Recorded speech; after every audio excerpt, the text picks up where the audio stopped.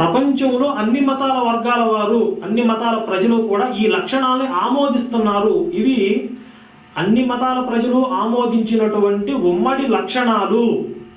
ఈ ట్రెండ్ నడుస్తోంది ఇప్పుడు. అన్ని మతాలలో కూడా మా దేవుళ్ళలో ఈ లక్షణాలు ఉన్నాయని చెప్పి రుజువు చేసుకోవడానికి అందరూ ప్రయత్నిస్తున్నారు అని చెప్పి నేను చెప్పడం జరిగింది తప్ప, దేవుడు అంటే ఇలా ఉండాలని చెప్పి ఈ లక్షణాలు నేను ఈరోజు కొత్తగా తీసుకొచ్చినవి కాదు.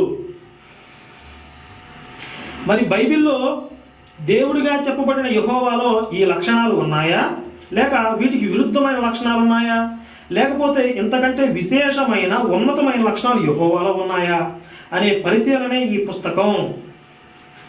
ఇప్పుడు నేను చదివి వినిపించినటువంటి 6 లక్షణాలు ప్రపంచంలో అన్ని మతాల వారు ఆమోదిస్తున్నారు కదా దేవుడు అంటే ఎలా ఉండాలని చెప్పి. మరి ఈ లక్షణాలు బైబిల్ దేవుడు అయినటువంటి యెహోవాలో ఉన్నాయా, లేకపోతే